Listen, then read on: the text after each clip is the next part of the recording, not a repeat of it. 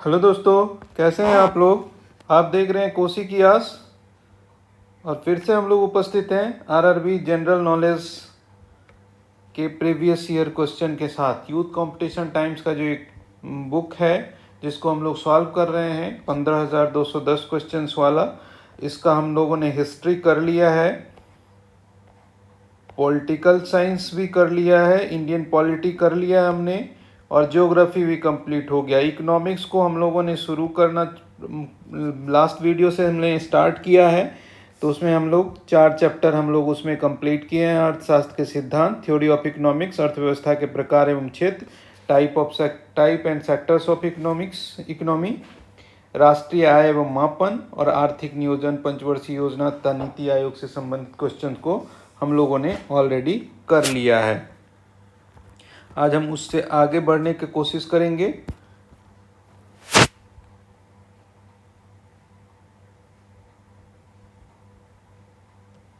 ठीक है, तो हम लोग देख लेते हैं एक बार।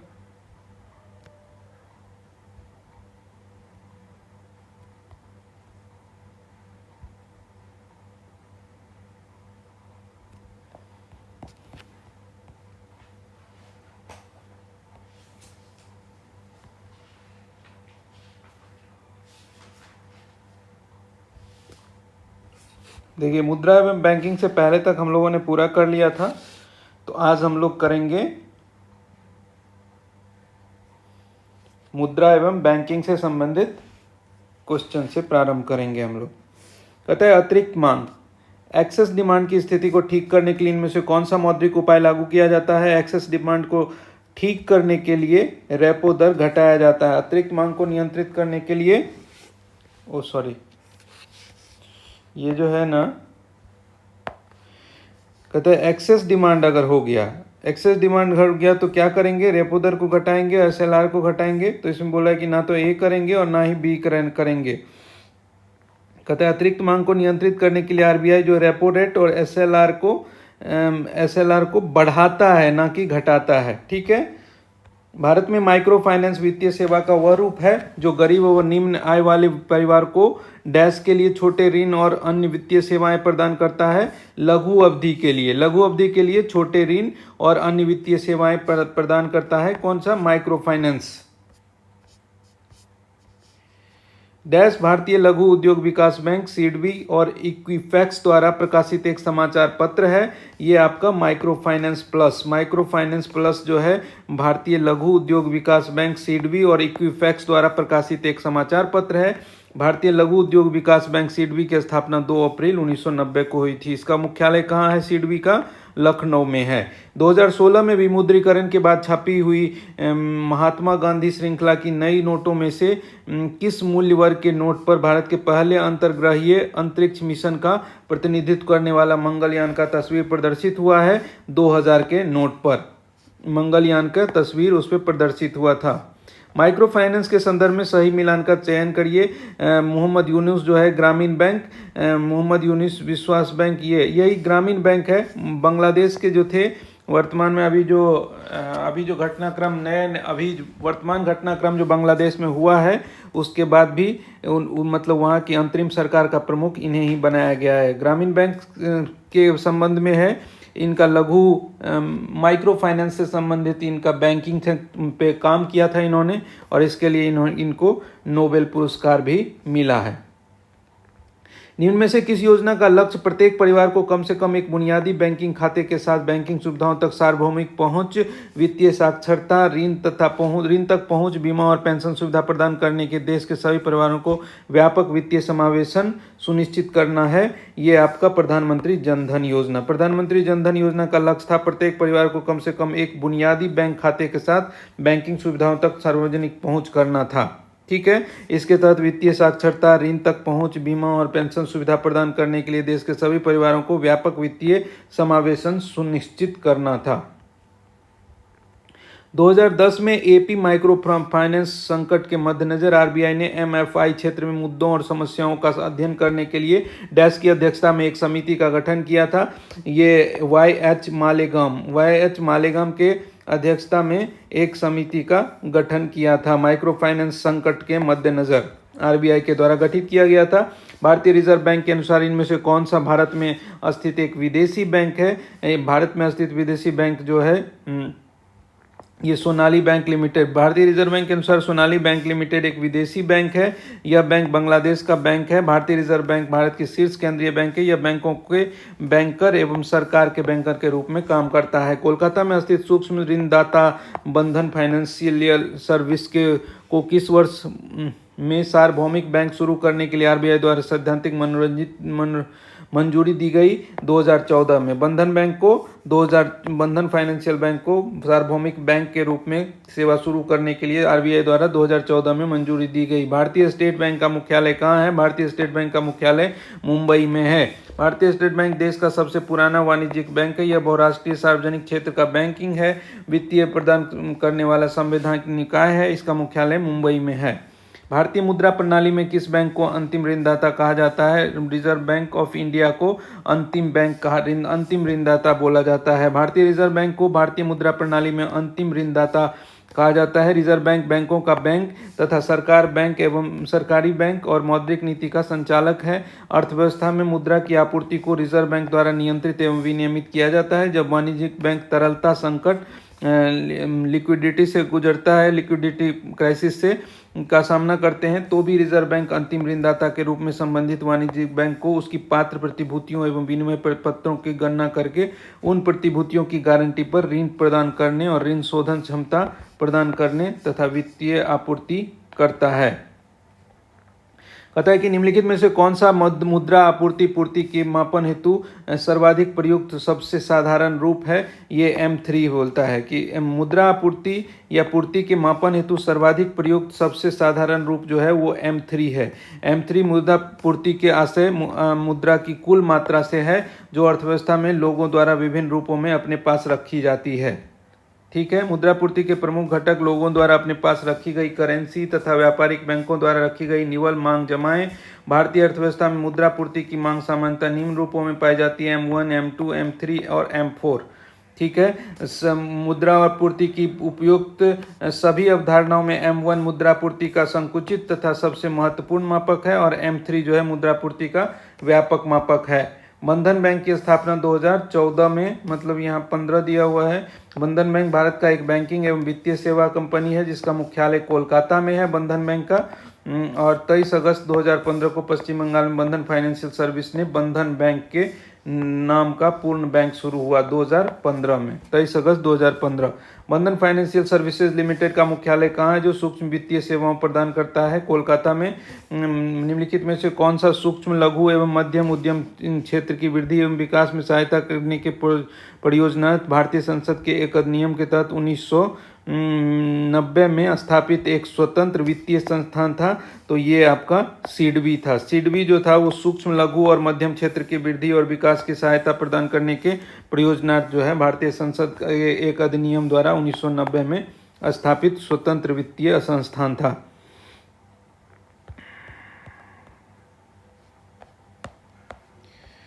यहाँ बोलता है कि जो कि M3 अर्थात मुद्रा आपूर्ति का माप की गणना के लिए किस सूत्र का प्रयोग किया जाता है? तो M3 = CU + DD + वाणिज्यिक बैंकों का निवल सावधि जमा राशि। देखिए यहाँ बोल रहा है कि इसे समस्त मुद्रा मनी एग्रीगेट भी कहते हैं। M3 को समस्त मुद्रा मनी एग्रीगेट भी बोलते हैं। इनमें से किस वर्ष में भारतीय रिजर्व बैंक ने गैर बैंकिंग वित्तीय कंपनी सूक्ष्म वित्त संस्थानों के लिए एक व्यापक नियामक ढांचा जारी किया था? वो 2011 में। 2011 में भारतीय रिजर्व बैंक ने गैर बैंकिंग वित्तीय कंपनी सूक्ष्म वित्त संस्थानों NBFL और MFIS के लिए एक व्यापक नियामक ढांचा जारी किया गया था।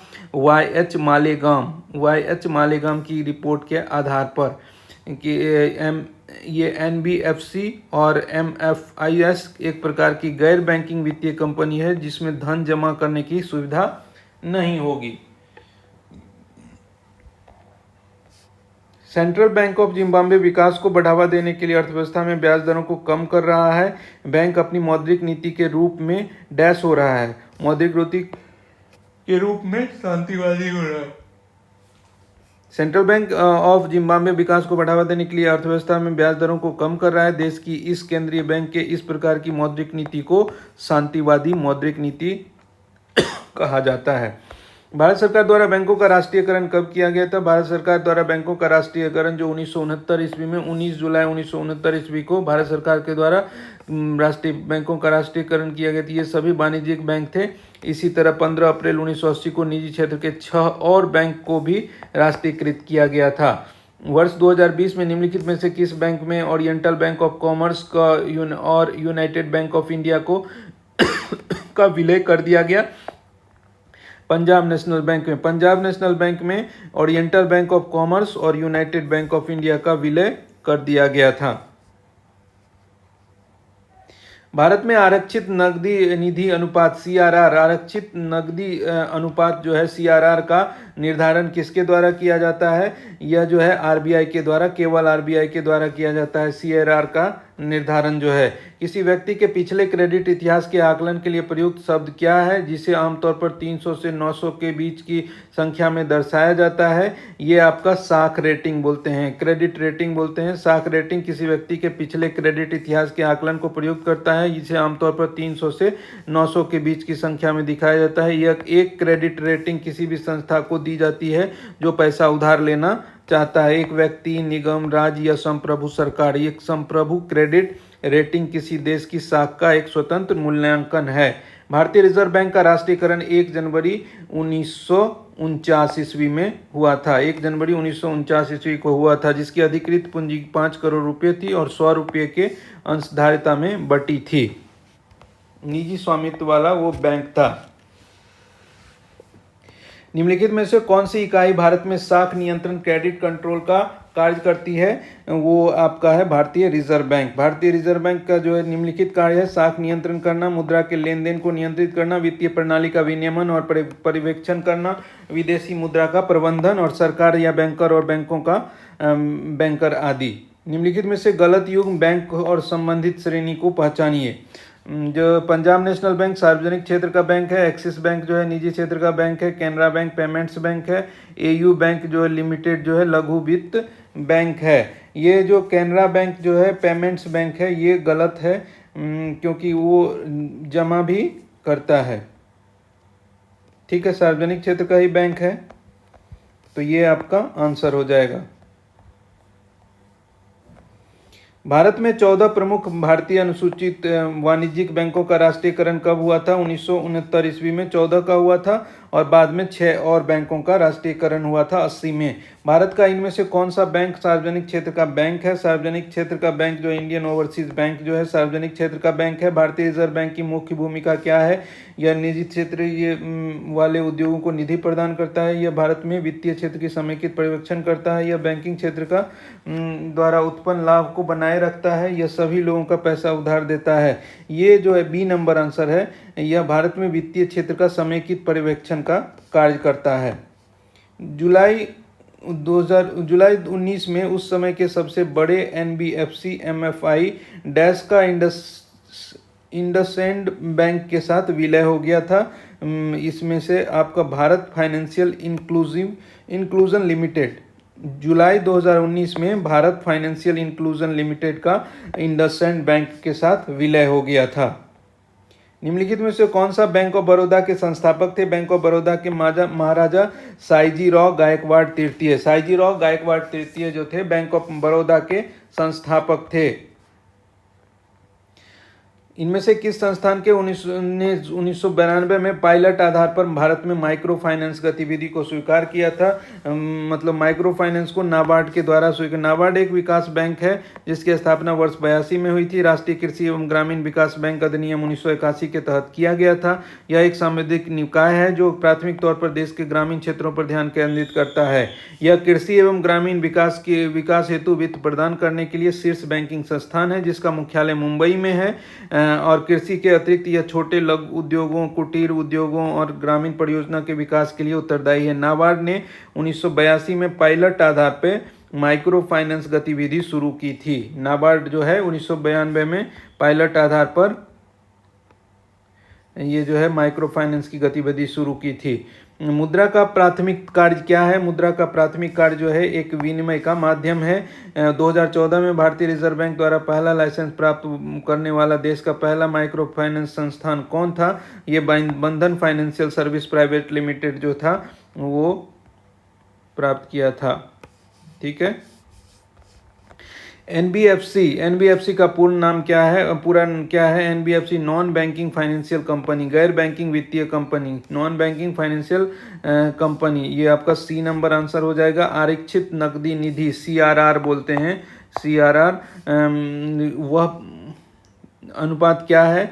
वह भाग जो बैंक बाजार में निवेशित करता है वाणिज्यिक बैंकों की जमा राशियों का वह न्यूनतम अंश जिसे वाणिज्यिक बैंकों को आरबीआई के पास रखना होता है। यही है, वाणिज्यिक बैंकों की जमा राशियों का वह न्यूनतम अंश जिसे वाणिज्यिक बैंकों को आरबीआई के पास रखना होता है। मुद्रा का पूर्ण रूप क्या है? मुद्रा का पूर्ण रूप है माइक्रो यूनिट्स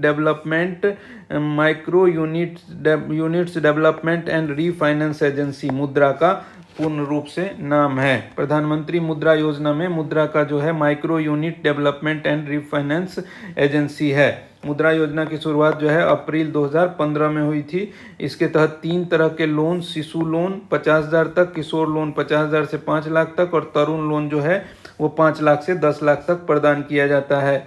निम्नलिखित में से कौन सा भारत में निजी क्षेत्र का एक बैंक है? निजी क्षेत्र का जो बैंक इसमें से आपका है वो फेडरल बैंक है। इनमें से कौन सा पशु भारतीय रिजर्व बैंक के प्रतीक चिन्ह के रूप पर मौजूद है? ये आपका हो जाएगा बाघ है। भारतीय रिजर्व बैंक के प्रतीक चिन्ह में बाघ और तार के पेड़ शामिल हैं। प्रारंभ में इसके प्रतीक चिन्ह में शेर और तार का पेड़ शामिल था, बाद में इसे बाघ के साथ बदलने का निर्णय लिया गया। बाघ भारत का राष्ट्रीय पशु है। इसका वैज्ञानिक नाम पैंथेरा टाइग्रिस है। निम्न में से किस वर्ष शक्तिकांत दास को भारतीय रिजर्व बैंक का गवर्नर नियुक्त किया गया? शक्तिकांत दास को 2018 में भारतीय रिजर्व बैंक का गवर्नर नियुक्त किया गया था। 1969 में चौथी पंचवर्षीय योजना के दौरान इंदिरा गांधी द्वारा कितने निजी बैंकों को सार्वजनिक राष्ट्रीयकरण किया गया था? तो ये 14 निजी बैंकों को राष्ट्रीयकरण किया गया। तो 1969 में चौथी पंचवर्षीय योजना के तहत इंदिरा गांधी के द्वारा 14 निजी बैंकों का राष्ट्रीयकरण किया गया था। एमएफआई के लिए विकास निधि का प्रबंधन डैश के द्वारा किया जाता है। एमएफआई के लिए विकास निधि का प्रबंधन जो है भारतीय रिजर्व बैंक के द्वारा किया जाता है। तो यहाँ आपका एमएफआई के लिए विकास निधि का प्रबंधन किसके द्वारा किया जाता है? भारतीय रिजर्व बैंक के द्वारा किया जाता है।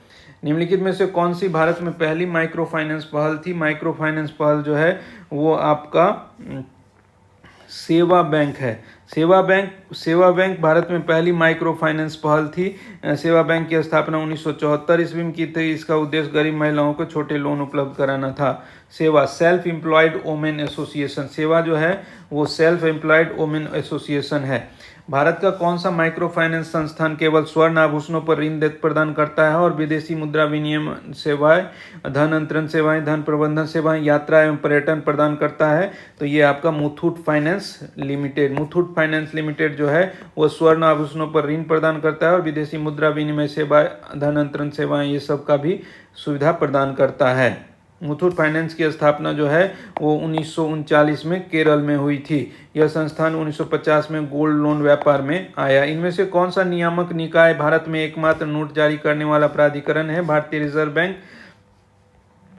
लघु वित्त माइक्रो फाइनेंस क्षेत्र में सुधार के लिए भारत में पहली बार एसएचजी बैंक लिंकेज प्रोग्राम किस वर्ष शुरू किया गया था? 1992-93 में। एसएचजी बैंक लिंकेज प्रोग्राम जो है 1992-93 में शुरू किया गया। स्वयं सहायता समूह जो है एक ही सामाजिक आर्थिक पृष्ठभूमि से आने वाले लोगों का एक ऐसा स्वैच्छिक संगठन है जिसके सदस्य एक दूसरे के माध्यम से अपनी साझा समस्याओं का समाधान करते हैं। निम्नलिखित में से कौन सा भारत में सूक्ष्म वित्त संस्थानों द्वारा गठित समूहों में से एक नहीं है? तो ये देखिए सेल्फ हेल्प ग्रुप है, संयुक्त देखता मॉडल भी है, ग्रामीण मॉडल है, शहरी मॉडल जो है वो सूक्ष्म वित्त संस्थानों द्वारा गठित समूह में से एक नहीं है। मुद्रास्फीति से निपटने के लिए आरबीआई द्वारा इनमें से कौन से उपाय अपनाए जाने की संभावना होती है? आरबीआई द्वारा जो है वो दोनों में वृद्धि की जाती है, ए और बी, सीआरआर और रेपो रेट में वृद्धि कर दी जाती है। देश के मौद्रिक प्राधिकरण भारतीय रिजर्व बैंक की कुल देयता को क्या कहा जाता है? कुल देयता को जो है वो बेस मनी कहा जाता है।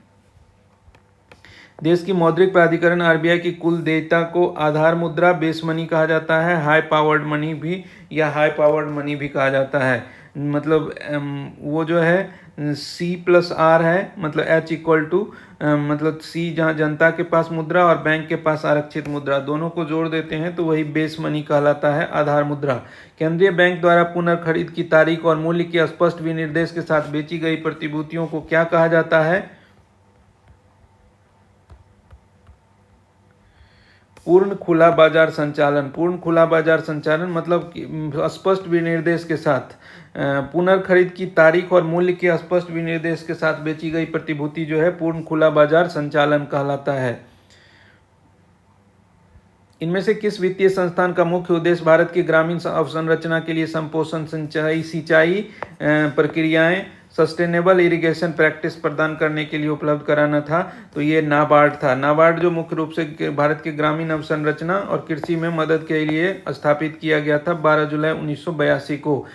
बाह्य आघातों के विरुद्ध मुद्रा आपूर्ति को स्थिर रखने के लिए मुद्रा बाजार में किसी देश के मौद्रिक प्राधिकरण द्वारा हस्तक्षेप डैश कहा जाता है, ये अवरुद्धता कहलाता है। और किसी देश के मौद्रिक प्राधिकरण द्वारा हस्तक्षेप जो है अवरुद्धता कहलाता है। निम्न में से कौन सा देश बिटकॉइन को वैध मुद्रा के रूप में स्वीकार करने वाला दुनिया का पहला देश बन गया है? ये आपका अल सल्वाडोर। अल सल्वाडोर जो है बिटकॉइन को वैध मुद्रा के रूप में मान्यता देने वाला विश्व का पहला देश बन गया है।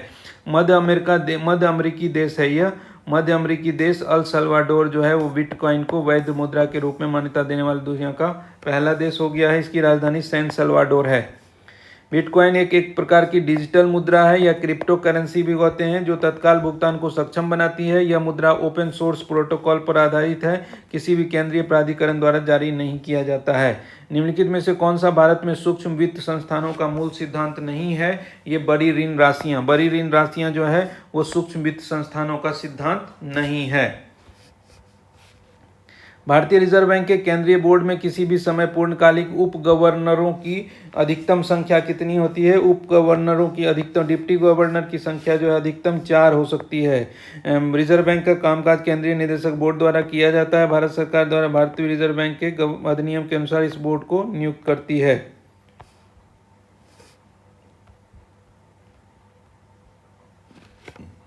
डैश का कार्य हर समय बैंकों को उधार देने के लिए तैयार रहना और इसके लिए उसे अंतिम ऋणदाता कहा जाता है। भारतीय रिजर्व बैंक को कहा जाता है। निम्न में से कौन सा कथन उच्च शक्ति मुद्रा, हाई पावर मनी को समुचित रूप से परिभाषित करता है? तो ये देखिए, केंद्रीय बैंक द्वारा जारी मुद्रा जिसे जनता या वाणिज्यिक बैंकों द्वारा धारित किया जा सकता है, ये आपका हो गया। किसी देश की मौद्रिक प्राधिकरण द्वारा जारी की गई मुद्रा, नोट और सिक्के जो उस देश में वाणिज्यिक बैंकों के पास मांग जमाएं तथा जनता के पास करेंसी के रूप में जो मुद्रा की मात्रा होती है, वही आरबीआई के पास रखी अन्य जमाओं के योग को उच्च शक्ति मुद्रा भी बोला जाता है या बेस प्राइस भी बोला जाता है, कि मतलब जनता के पास मौजूद और बैंक के पास जो है दोनों को जोड़ देंगे। तो निम्न में से कौन सा नकद आरक्षित अनुपात पद को उचित तरीके से परिभाषित करता है? ये जो है नकद आरक्षित अनुपात जो है वो आपका जमा का वह प्रतिशत जो किसी बैंक का भारतीय रिजर्व बैंक के पास नकद आरक्षित कैश रिजर्व के रूप में जमा होता है, कैश रिजर्व रेशियो भी कहलाता है वह। बैंकिंग प्रणाली में धन का विस्तार या संकुचन करने और ब्याज दरों को प्रभावित करने के लिए केंद्रीय बैंकों द्वारा जारी की जाने वाली सरकारी प्रतिभूतियों को खरीद या बिक्री को संदर्भित करता है। ये आपका कौन है? खुला बाजार परिचालन है। भारतीय रिजर्व बैंक की स्थापना कब हुई थी? भारतीय रिजर्व बैंक की स्थापना जो है अप्रैल 1935 ईस्वी में हुई थी। भारतीय रिजर्व बैंक की स्थापना अप्रैल 1935 ईस्वी में हुई थी और वर्ष इतना में इसका राष्ट्रीयकरण हुआ। 1949 में इसका राष्ट्रीयकरण हुआ। मुख्यालय कहाँ है? मुंबई में है। शक्तिकांत दास अभी इसके गवर्नर हैं। विजया बैंक और देना बैंक का विलय इनमें से किस बैंक में हुआ है? विजया बैंक और देना बैंक का विलय जो है बैंक ऑफ बड़ौदा में हुआ है। विजया बैंक और देना बैंक का। पंजाब नेशनल बैंक में oriental bank of commerce, United bank of India, Canara bank में सिंडिकेट बैंक का, यूनियन बैंक ऑफ इंडिया में आंध्रा बैंक और कॉरपोरेशन बैंक का, इंडियन बैंक में इलाहाबाद बैंक का हुआ है। हाल ही में देना बैंक और विजया बैंक का किसमें विलय हुआ है? बैंक ऑफ बड़ौदा में हुआ है।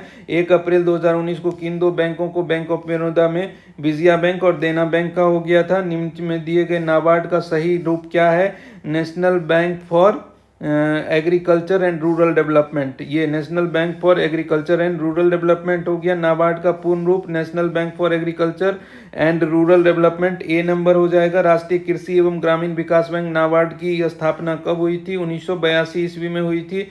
नाबार्ड की स्थापना किस वर्ष हुई थी? फिर से 1982 हो गया। निम्नलिखित में से कौन सा सीडबी का सही रूप है? Small industries and domestic bank of India.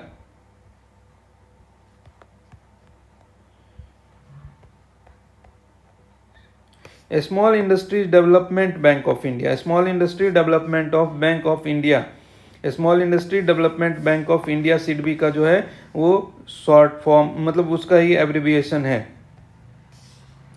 संसद के एक अधिनियम के द्वारा 2 अप्रैल 1990 को मतलब इसका गठन किया गया था, स्थापना किया गया था। एमएसएमई सबके मध्यम उद्योग संवर्धन सबके लघु सूक्ष्म और मध्यम के लिए इसका किया गया था। इनमें से किस समिति का गठन बैंकिंग क्षेत्र में सुधार हेतु किया गया था? बैंकिंग क्षेत्र में नरसिम्हन समिति, प्रथम नरसिम्हन समिति 1991 में बनी थी। नरसिम्हन समिति जो है 1991 में बनी थी। द्वितीय नरसिम्हन समिति 1998 में बनी थी। इस समिति बैंकिंग सुधारों और वित्तीय सुधारों से संबंधित है।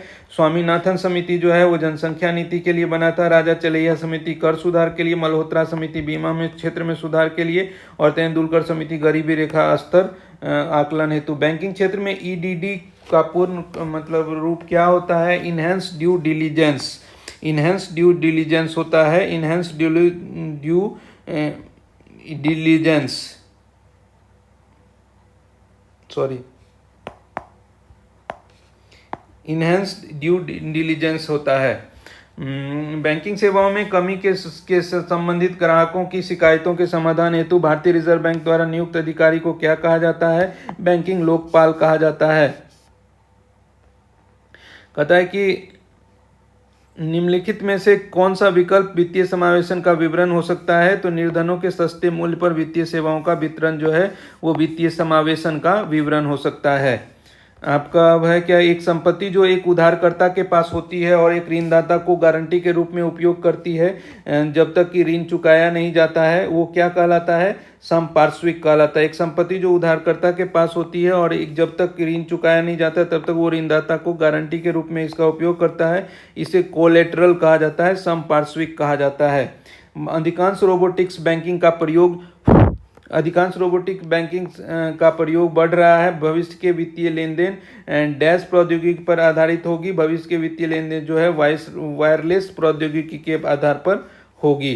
भारतीय मुद्रा के नोट कहाँ मुद्रित किए जाते हैं? भारतीय मुद्रा के नोट जो है नासिक प्रिंटिंग प्रेस जो है उसमें किया जाता है, और देवास और हैदराबाद में भी भारतीय नोट प्रेस है जो प्रेस स्थित है। रुपये के लिए चिन्ह रुपया को डिजाइन करने के लिए आयोजित प्रतिस्पर्धा का विजेता कौन था? उदय कुमार था। रुपये के लिए जो आयोजित ये रुपये सिंबल का जो है वो डिजाइन करने वाला जो विजेता था, उसके लिए जो प्रतिस्पर्धा का आयोजित किया था उसका नाम उदय कुमार था। 15 जुलाई 2010 को सार्वजनिक किया गया था यह डिजाइन। अमेरिकी डॉलर, ब्रिटिश पाउंड, जापानी येन और यूरोपीय संघ के यूरो के बाद रुपया 5वीं ऐसी मुद्रा है जिसे उसके प्रतीक चिन्ह से पहचाना जाएगा। भारतीय रुपये का नया मुद्रा प्रतीक आधिकारिक तौर पर किस वर्ष आया? 2010 में आया। भारतीय मुद्रा नोटों की छपाई के लिए उपयोग की जाने वाली सामग्री है नोट की छपाई के लिए जो उपयोग की जाने वाली कपास एवं कपास के लत्ते किससे वो बनाया जाता है। बैंक करेंसी नोट कागज तथा नॉन जुडिशियल स्टाम्प पेपर की छपाई में प्रयोग होने वाले कागज का उत्पादन करने के लिए सन 67-68 में सिक्योरिटी पेपर मिल होशंगाबाद मध्य प्रदेश में चालू किया गया था। 1 रुपये के नोट पर किसके हस्ताक्षर होते हैं? 1 रुपये के नोट पर केंद्रीय वित्त सचिव के हस्ताक्षर होते हैं। बाकी के रुपये के नोट पर जो है आरबीआई का गवर्नर होता है। तो ये याद रखना है कि 1 रुपये के नोट पर किसका हस्ताक्षर होता है? केंद्रीय वित्त सचिव का। बाकी पे आरबीआई के गवर्नर का होता है। निम्नलिखित पूर्व प्रधानमंत्रियों में से किसका नाम भारतीय करेंसी नोटों पर देखा जा सकता है? डॉक्टर मनमोहन सिंह का नाम जो है वो भारतीय करेंसी नोट पे देखा जा सकता है, क्योंकि वो रिजर्व बैंक के गवर्नर भी रहे थे। ठीक है। भारतीय करेंसी नोटों के पिछले भाग पर कितनी भरकम भाषाएं मुद्रित होती हैं? पिछले भाग पर जो है 15 भाषाएं मुद्रित होती हैं। भारतीय नोट में हिंदी और अंग्रेजी के अलावा 15 भाषाएं, कुल 17 का इस्तेमाल होता है।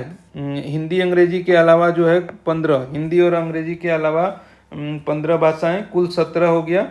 कोई भी नोट जैसे 10, 20, 50 पर हिंदी अंग्रेजी के साथ साथ असमी, बंगाली, गुजराती, कन्नड़, कश्मीरी, कोंकणी, मलयालम, मराठी, नेपाली, उड़िया, पंजाबी, संस्कृत, तमिल, तेलुगु और उर्दू में उसकी कीमत अंकित रहती है। हिंदी तथा अंग्रेजी का प्रयोग नोट के अगले हिस्से में होता है, जबकि बाकी भाषाएं नोट के पिछले हिस्से में होती है। भारतीय रिजर्व बैंक ने डैश को आधार अवधि मानते हुए भुगतानों के डिजिटलीकरण के स्तर को रिकॉर्ड बनाने के लिए एक समग्र डिजिटल भुगतान डीपीआई निर्मित किया है। वो आपका मार्च 2018 में डिजिटल कैशलेस भुगतान की स्थिति के लिए समग्र डिजिटल भुगतान सूचकांक जारी किया गया है। इसकी अवधि मार्च 2018 को माना जाता है। भारत सरकार ने इंद्रधनुष फ्रेमवर्क कार्यक्रम की शुरुआत कब की थी? इंद्रधनुष किस लिए की थी? सार्वजनिक क्षेत्र के बैंकों का पुनरुद्धार करने के लिए इंद्रधनुष फ्रेमवर्क की शुरुआत की थी। आईडीबीआई भारतीय औद्योगिक विकास बैंक की स्थापना कब हुई? आईडीबीआई की स्थापना जो है 1964 ईस्वी में हुई थी। वर्ष 1969 में कितने भारतीय बैंकों का राष्ट्रीयकरण किया गया था? 14 भारतीय बैंकों का किया गया था। 80 में जो है फिर से 6 बैंकों का राष्ट्रीयकरण किया गया। फिर से 69 में सरकार ने कितने प्रमुख राष्ट्रीय के बैंकों का राष्ट्रीयकरण किया? 14 का किया है। इनमें से भारतीय रिजर्व बैंक के पहले भारतीय गवर्नर कौन थे? पहले भारतीय गवर्नर जो सी.डी. देशमुख थे। रिजर्व बैंक में एक गवर्नर तथा 4 उप गवर्नर होते हैं। एक गवर्नर तथा 4 उप गवर्नर होते हैं। रिजर्व बैंक के पहले गवर्नर सर आर्बोर्स ए स्मिथ जो 1935 वाला तो था, लेकिन पहले भारतीय गवर्नर जनरल चिंतामणि द्वारकादास देशमुख जो सी.डी. देशमुख जो है 1943 से 1949 थे। वर्तमान में आरबीआई का शक्तिकांत दास जो है वो 2018 से हैं। भारत में 1770 ईस्वी में स्थापित पहले बैंक का नाम क्या था? भारत में 1770 ईस्वी में स्थापित पहले बैंक का नाम बैंक ऑफ हिंदुस्तान था। बैंक ऑफ हिंदुस्तान के नाम से शुरू किया गया था, लेकिन 1832 में यह बंद हो गया। इसका मुख्यालय कोलकाता में स्थापित था। बैंक ऑफ हिंदुस्तान सबसे पुराना बैंक था। 1770 ईस्वी में प्रारंभ हुआ था। सुरक्षित ई भुगतान के विकल्प के लिए आरबीआई ने डैश की शुरुआत की है। सुरक्षित ई भुगतान के विकल्प के लिए जो आरबीआई ने विजन 2021 जो है शुरुआत की है। देश में कम नकदी अर्थव्यवस्था के लक्ष्य को ध्यान में रखते हुए इसे जारी किया गया। इसका लक्ष्य है सुरक्षित, सुविधाजनक, तेज और सस्ती ई भुगतान प्रणाली को बढ़ाने का है। यह दस्तावेज देश में ऑनलाइन भुगतान प्रणाली में आने वाले 2 साल के दौरान भारी वृद्धि को ध्यान में रखते हुए जारी किया गया है। क्षेत्रीय ग्रामीण बैंकों की स्थापना इनमें से किस वर्ष में की गई थी? क्षेत्रीय ग्रामीण बैंकों की स्थापना जो है 19 सितंबर 1975 में क्षेत्रीय ग्रामीण बैंक अधिनियम 1976 के प्रावधानों के तहत की गई थी। भारत में उदारीकरण विनिमय प्रबंधन प्रणाली की स्थापना कब हुई थी? उदारीकरण विनिमय प्रबंधन प्रणाली की स्थापना जो है वो 1992 में हुई थी। बैंकिंग क्षेत्र में एसएलआर का पूर्ण रूप क्या होता है? एसएलआर का जो स्टैट्यूटरी लिक्विडिटी रेशियो जो है, ए नंबर आपका आंसर हो जाएगा। अर्थशास्त्र के संदर्भ में एसएलआर का पूर्ण रूप क्या है? स्टैट्यूटरी लिक्विडिटी रेशियो है। आरबीआई का मुख्यालय कहाँ है? मुंबई में है मुख्यालय। 1 अप्रैल 1935 को इसका हिल्टन यंग आयोग की सिफारिश पर इसकी स्थापना हुई थी और 49 में इसका राष्ट्रीयकरण हुआ। भारतीय रिजर्व बैंक का मुख्यालय कहाँ है? मुंबई में है। भारतीय रिजर्व बैंक का मुख्यालय कहाँ है? फिर से मुंबई में है। उसके बाद निम्नलिखित में से कौन सा भारत का सबसे बड़ा वाणिज्यिक बैंक है? भारत का सबसे बड़ा वाणिज्यिक bank state bank of India है।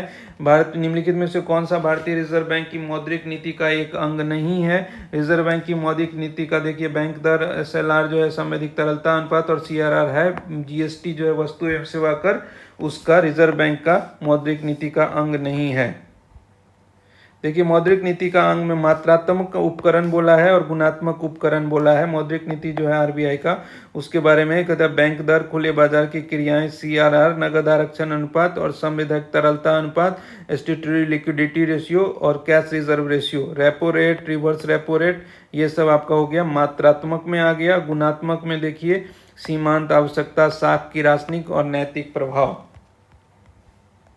आरबीआई का प्रतीक क्या है? आरबीआई का प्रतीक एक तार के पीठ के सामने बंगाल टाइगर जो है ये है आपका। निम्नलिखित में से कौन सा कथन भारत के बैंकों के संदर्भ में सही नहीं है? भारतीय रिजर्व बैंक भारत का निजी बैंक है, यही गलत है। तो आंसर के हिसाब से यहाँ क्वेश्चन के हिसाब से ये हो जाएगा। भारतीय स्टेट बैंक की स्थापना कब हुई थी? भारतीय स्टेट बैंक की स्थापना 1806 ईस्वी में 2 जून 1806 को bank of Bengal. State bank of India Bharat का सबसे बड़ा तथा पुराना बैंक है। 2 जून 1806 को बैंक ऑफ बंगाल, 15 अप्रैल 1840 में बैंक ऑफ बॉम्बे तथा 1 जुलाई 43 को बैंक ऑफ मद्रास की स्थापना की गई। 27 जनवरी 1921 को तीनों बैंकों को मिलाकर इंपीरियल बैंक ऑफ इंडिया की स्थापना की गई और 1 जुलाई 1955 को राष्ट्रीयकरण के उपरांत इसका नाम बदलकर स्टेट बैंक ऑफ इंडिया कर दिया गया।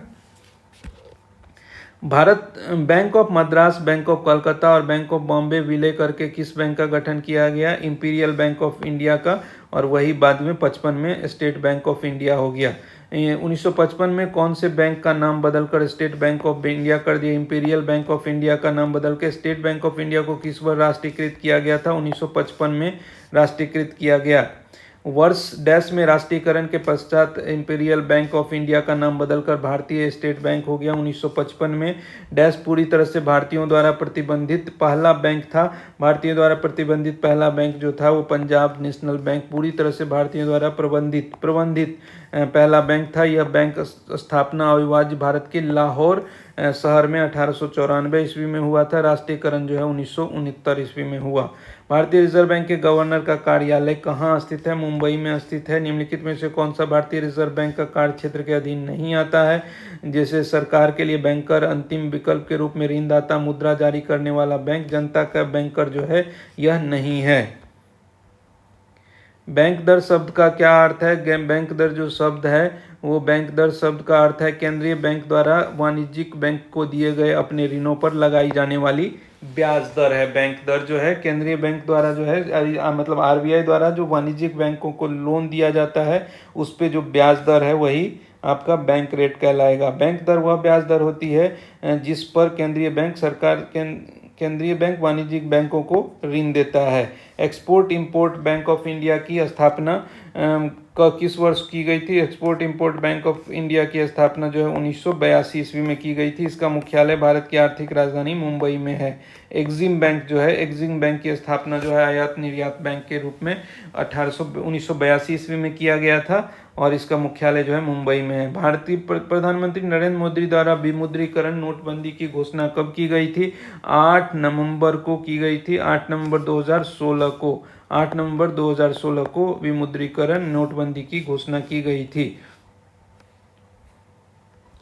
सन 2005 में मनमोहन सिंह सरकार के द्वारा जो 500 के नोटों का विमुद्रीकरण किया गया था, रिजर्व बैंक अधिनियम 1934 की 26(2) के अनुसार केंद्र सरकार आरबीआई के केंद्रीय बोर्ड की सिफारिश पर भारत के राजपत्र में अधिसूचना जारी कर किसी भी मूल्य के बैंक नोटों को अवैध घोषित कर सकता है।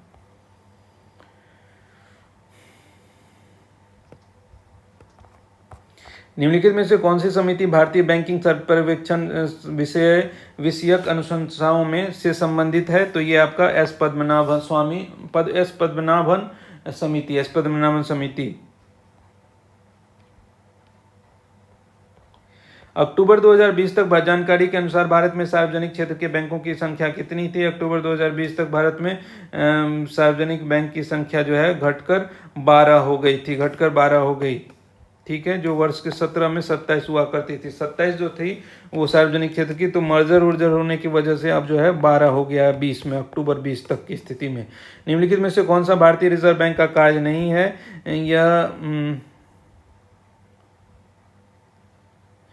यह प्रतिभूति बाजार के विकास को बढ़ावा देता है, यह उसका कार्य नहीं है। भारत में बचत बैंक खाते पर दी जाने वाली ब्याज दर डैश की निर्धारित की जाती है? बचत बैंक खाते पर संबंधित बैंक द्वारा निर्धारित की जाती है। बचत बैंक पर कितना ब्याज दर देना है? निम्नलिखित में से कौन सा कार्य एनबीएफसी के द्वारा नहीं किया जाता है? एनबीएफसी के द्वारा मांग आधारित जमा स्वीकार नहीं किया जाता है। नॉन बैंकिंग फाइनेंशियल सर्विसेज जो है वो आपका कंपनी जो है वो आपको मांग आधारित जमा स्वीकार नहीं करेगा। नॉन बैंकिंग फाइनेंशियल कंपनी जो है जमा स्वीकार नहीं करेगा।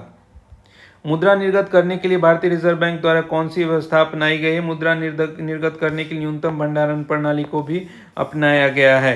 न्यूनतम रिजर्व प्रणाली वर्ष 1957 से लागू है। इसके तहत आरबीआई को 200 करोड़ रुपए के स्वर्ण और विदेशी मुद्रा का भंडार हमेशा बनाए रखना होता है, जिसमें कम से कम 115 करोड़ रुपए का स्वर्ण भंडार होना चाहिए। ठीक है। निम्नलिखित में से कौन कभी भी रिजर्व बैंक ऑफ इंडिया के गवर्नर नहीं रहे थे? के कस्तूरी रंगन जो है कृष्णस्वामी कस्तूरी रंगन प्रसिद्ध भारतीय अंतरिक्ष विज्ञान एवं वैज्ञानिक एवं राज्यसभा के सांसद हैं, वो कभी भी रिजर्व बैंक ऑफ इंडिया के गवर्नर नहीं रहे।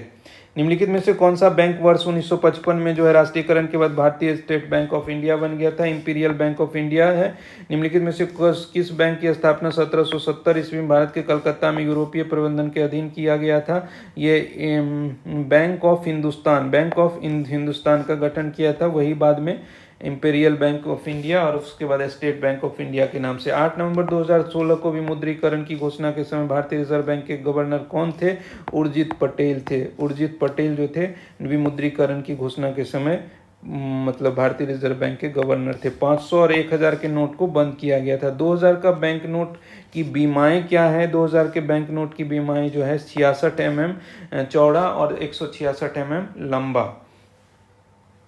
500 के जो नोट हैं वो 66 और 150 है। पेमेंट बैंक से संबंध इनमें से कौन सा कथन है कि वे ऋण प्रदान नहीं कर सकते हैं? वे क्रेडिट कार्ड जारी कर सकते हैं। वे क्रेडिट कार्ड जारी कर सकते हैं। पेमेंट बैंक ग्राहकों को ऋण प्रदान नहीं कर सकते हैं। इन्हें कुछ सीमित बैंकिंग क्रियाकलापों की अनुमति होती है। इनके प्रमुख कार्य वित्तीय समावेशन को बढ़ावा देना, लघु बचत खाते उपलब्ध कराना और भुगतान सेवा, मांग जमा राशियों को स्वीकार करना।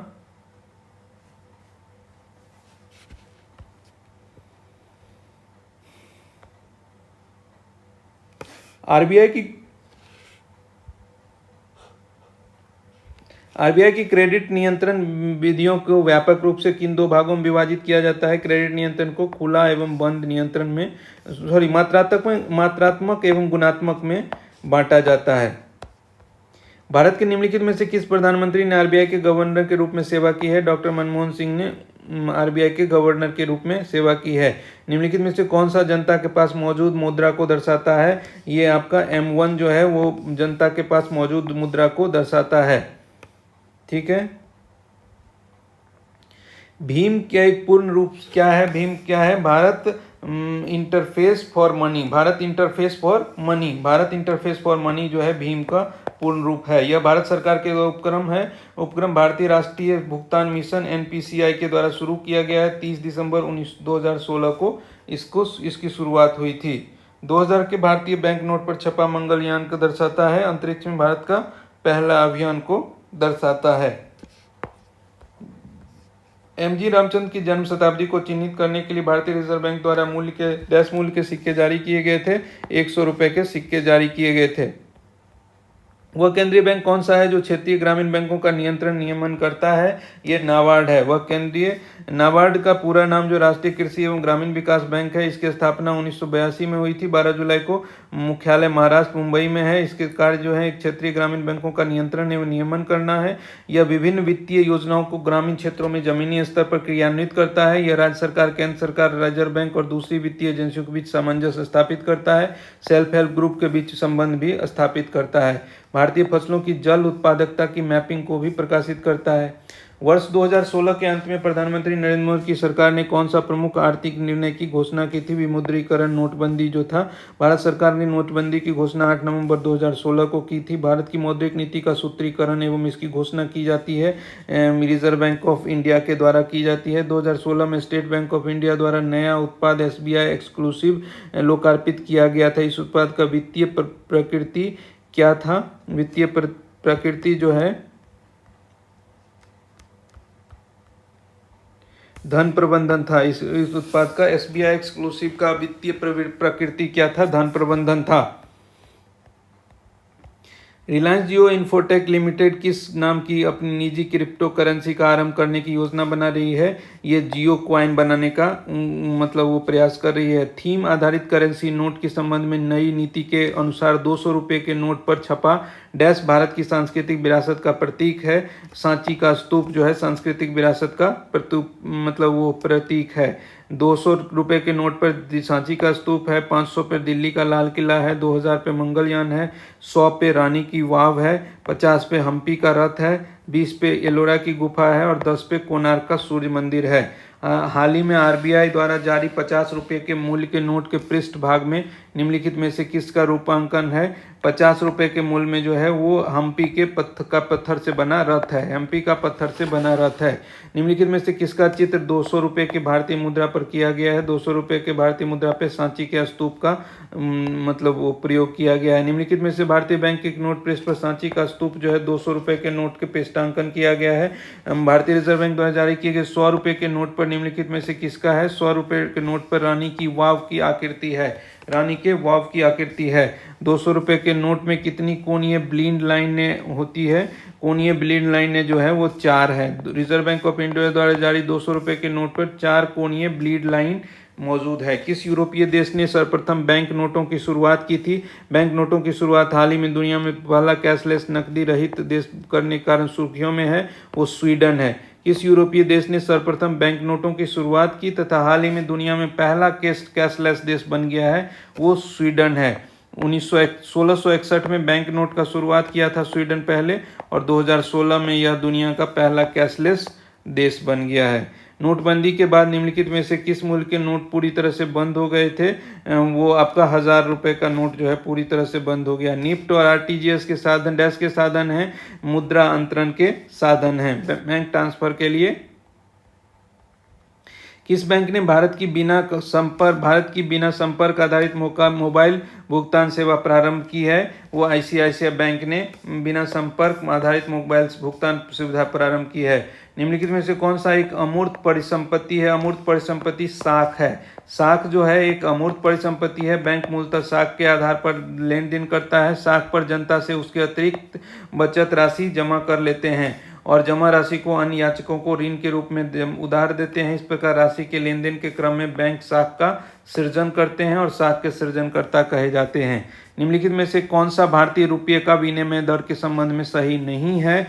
वो यह भारतीय रिजर्व बैंक द्वारा तय किया जाता है। विनिमय दर जो है भारतीय रिजर्व बैंक के द्वारा तय किया जाता है, ये गलत है। बैंकिंग कारोबार की शुरुआत हेतु साझेदारों की अधिकतम सीमा क्या है? 20 है। बैंकिंग कारोबार की शुरुआत के लिए साझेदारों की अधिकतम सीमा जो है वो 20 है। भारत में पहला बैंक कौन सा था? भारत में पहला बैंक जो था बैंक ऑफ हिंदुस्तान था। 1770 ईस्वी में किया गया था। 1832 ईस्वी में मतलब ये इंपीरियल बैंक ऑफ इंडिया के नाम से फेमस हुआ और उसके बाद जो है वो उसको बोल दिया गया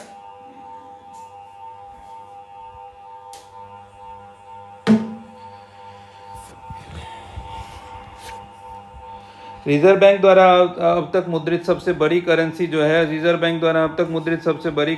है 10,000 की है।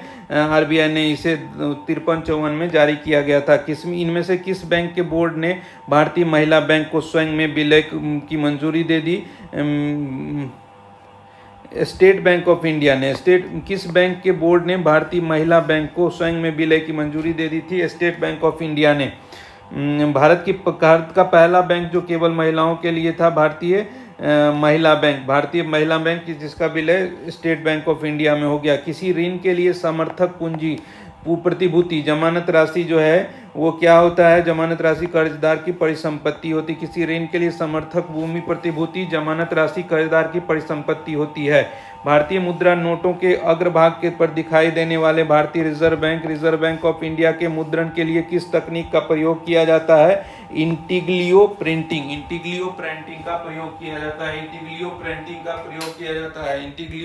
का प्रयोग किया जाता है। भारतीय रिजर्व बैंक के 23वें गवर्नर कौन थे? रिजर्व बैंक के 23वें गवर्नर अभी के टाइम में रिलीवेंट नहीं है, शक्तिकांत दास हैं। उस वक्त के हिसाब से रघुराम राजन थे। भारत के भुगतान बैंकों का निम्नलिखित में से किस गतिविधि की अनुमति नहीं है? भुगतान बैंक का जो है पैसे उधार देना नहीं है। भारत के भुगतान बैंकों को पैसे उधार देने की अनुमति नहीं है। भुगतान बैंक एक विशेष प्रकार का बैंक है जिन्हें कुछ सीमित बैंकिंग क्रियाकलाप की अनुमति दी जाती है। इसमें प्रमुख है कि ये बैंकों ग्राहकों से जमा ले सकते हैं किंतु लोन नहीं दे सकते हैं। साथ ही यह भी निर्देश है कि इन बैंकों का परिचालन प्रारंभ से ही पूर्णतः नेटवर्क एवं प्रौद्योगिकी साधित हो। भारतीय रिजर्व बैंक ने 19 अगस्त 19 अगस्त 2014 को अपने एक आदेश के तहत 11 पेमेंट या भुगतान बैंकों की स्वीकृति प्रदान की थी।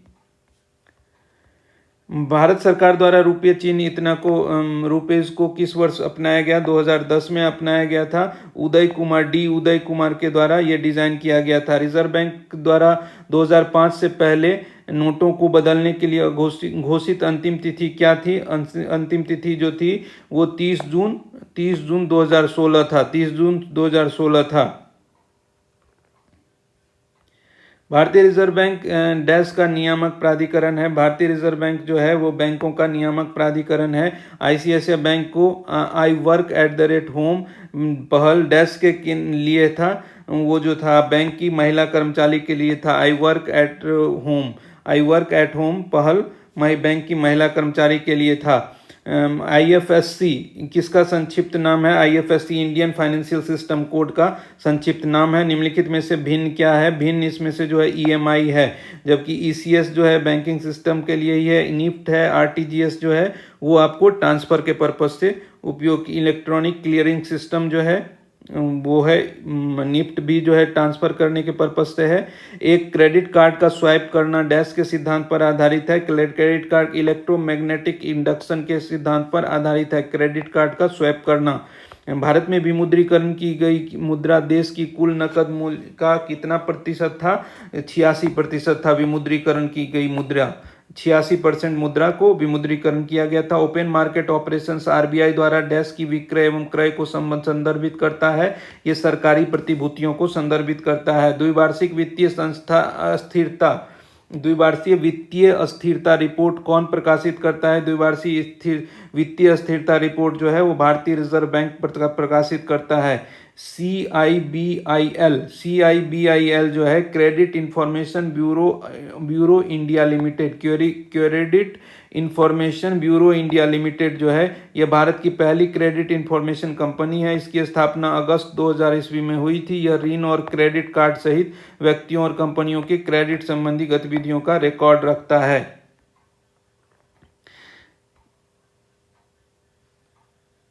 ठीक है। खुदरा भुगतान और निपटान प्रणाली के संदर्भ में एनपीसीआई का जो है वो पूरा नाम क्या है? National payment corporation of India. National payment corporation of India जो है एनपीसीआई का पूरा नाम है। नाबार्ड में भारत सरकार का हिस्सा कितना है? नाबार्ड में भारत सरकार का 99% हिस्सा है। नाबार्ड जो है 1982 में 12 जुलाई को की स्थापना किया गया था। इसमें केंद्र सरकार का हिस्सा जो है 99% है। Branchless banking services firm oxygen ने किस बैंक के साथ 2018 में एक रणनीतिक साझेदारी की घोषणा की थी? ये आपका fine care small finance branchless banking services firm fine care small finance के साथ तालमेल करके ऐसा किया था। गैर निष्पादित संपत्ति शब्द निम्नलिखित में से किससे संबंधित है? गैर निष्पादित संपत्ति शब्द जो है बैंकिंग से संबंधित है। वह दर जिस पर भारतीय रिजर्व बैंक अन्य बैंकों से ऋण लेती है क्या कहलाती है? रिवर्स रेपो रेट कहलाती है। रिवर्स रेपो रेट हो गया जिस दर पर देता है, और रिवर्स रेपो रेट हो गया जिस दर पर भारतीय रिजर्व बैंक अन्य बैंकों से ऋण लेता है, वह रिवर्स रेपो रेट कहलाता है। एक्सचेंज रेट जो होता है कि दो अलग अलग मुद्राओं की सापेक्ष कीमत विनिमय दर कहलाती है। जिस दर पर RBI बैंकों को ऋण देती है उसे क्या कहते हैं? उसे रेपो रेट कहते हैं, और जिस पर लेती है उसे रिवर्स रेपो रेट कहते हैं। Bitcoin, DASH, Ethereum, Monero, Litecoin और जेड कैश जैसे क्रिप्टो मुद्राओं का उपयोग करके परियोजनाओं के लिए धन एकत्रित करने के अनियमित साधनों को क्या नाम दिया गया है? ये crypto currency initial coin offering कहलाता है। हाल ही जनवरी 2018 में वित्त मंत्री ने चुनावी बंदों की घोषणा की थी। ये बंद निम्न में से बॉन्ड जो बोलते हैं किस बैंक से खरीदे जा सकते थे? ये स्टेट बैंक ऑफ इंडिया से खरीदे सकते थे।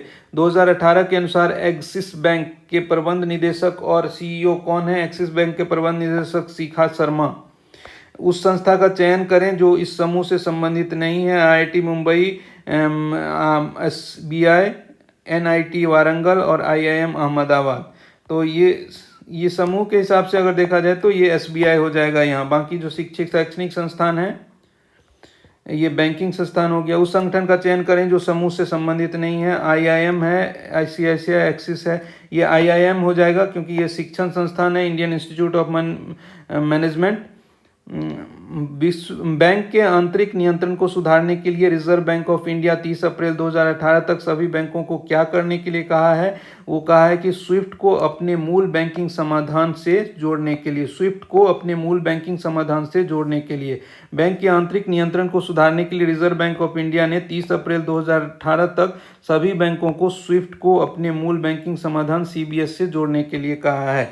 किस बैंक ने 2017 में विदेशी निवेशकों के लिए भारत की पहली बॉन्ड इंडेक्स श्रृंखला लॉन्च की थी? विदेशी निवेशकों के लिए स्टेट बैंक ऑफ इंडिया ने विदेशी निवेशकों के लिए भारत की पहली बॉन्ड इंडेक्स श्रृंखला लॉन्च की थी।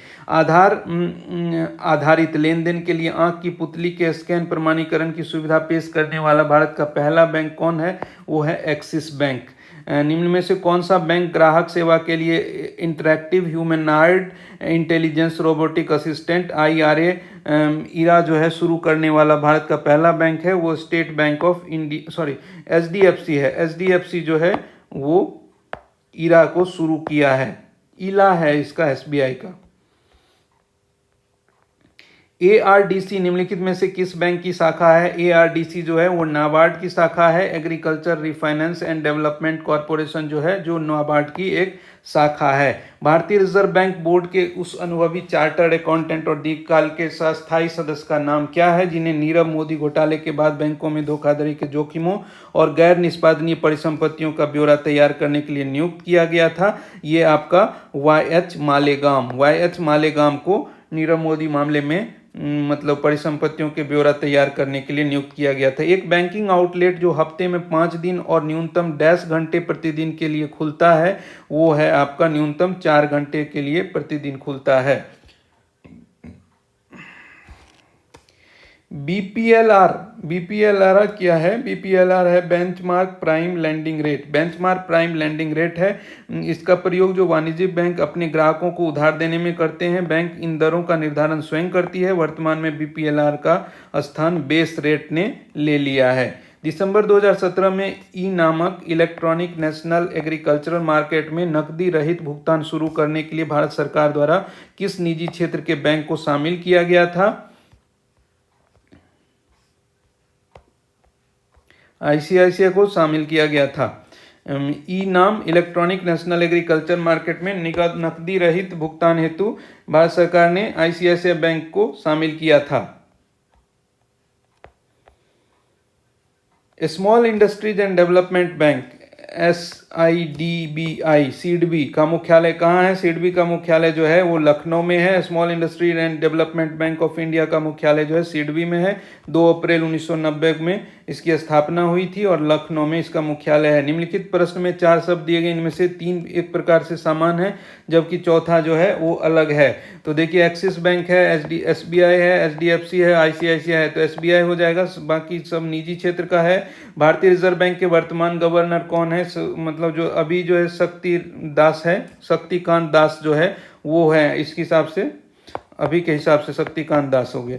निम्नलिखित में से कौन सा भारत सरकार का मौद्रिक नीति तैयार करता है? मौद्रिक नीति तैयार करने का जो है RBI का गवर्नर तैयार करता है। निम्नलिखित में से कौन सा भारत सरकार का मुख्य बैंकर है? वो रिजर्व बैंक ऑफ इंडिया है। PCA बैंकों के वित्तीय स्थिति को उपयुक्त बनाए रखने के लिए पर्यवेक्षक उपकरण का पूर्ण रूप क्या है?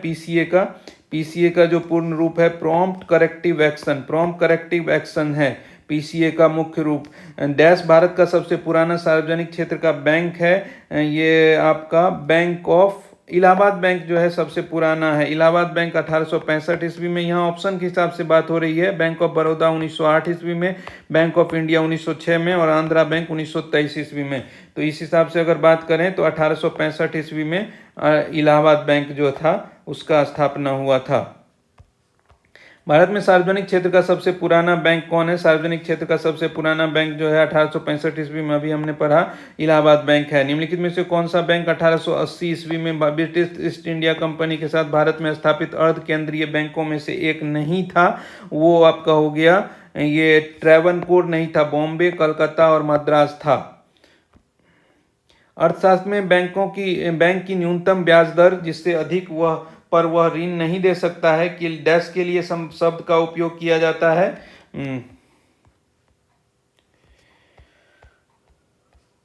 बेस रेट बोलते हैं। बेस अर्थशास्त्र में बैंक की न्यूनतम ब्याज दर जिससे अधिक पर वह ऋण नहीं दे सकता है उसके लिए क्या है, वो बेस रेट है। बेस रेट है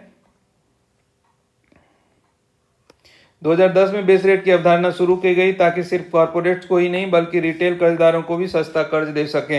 एचडीएफसी बैंक के निजी बैंकिंग प्रमुख के रूप में किसे नियुक्त किया गया था, तो उस वक्त के हिसाब से अगर राकेश सिंह की बात करें, निम्नलिखित में से किस संगठन द्वारा बैंकों को ब्याज दरें निर्धारित और विनियमित की जाती है, ये भारतीय रिजर्व बैंक के द्वारा किया जाता है। इनमें से कौन सा तत्काल पीपीएफ खाते का सुविधा प्रदान करने के लिए जो है भारत का पहला बैंक बन गया था। भारत का पहला बैंक जो था इसमें से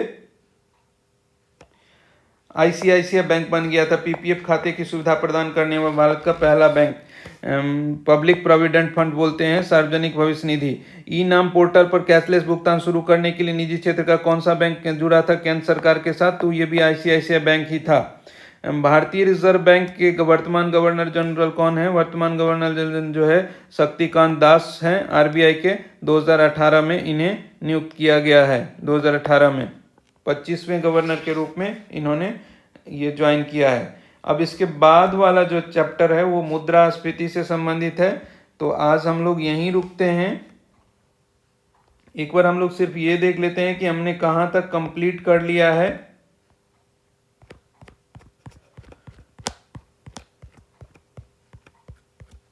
ठीक है, तो देखिए हमने ये 4 चैप्टर पहले कर लिया था। आज हमने मुद्रा और बैंकिंग से संबंधित क्वेश्चन को हमने किया है। ठीक है, तो मिलते हैं अगले वीडियो में। तब तक आपसे यही अनुरोध रहेगा कि आप रूटीन में देखते रहेंगे वीडियो या सुनते रहेंगे तो आपका जनरल नॉलेज कंप्लीट होने की मैं गारंटी मैं लेता हूं। मैं ये उम्मीद करता हूं कि अगर आपने उसको अच्छे से कर लिया, सुन लिया, देख लिया तो रेलवे रिक्रूटमेंट से संबंधित किसी भी एग्जामिनेशन में आपका जीएस का सवाल नहीं छूटेगा।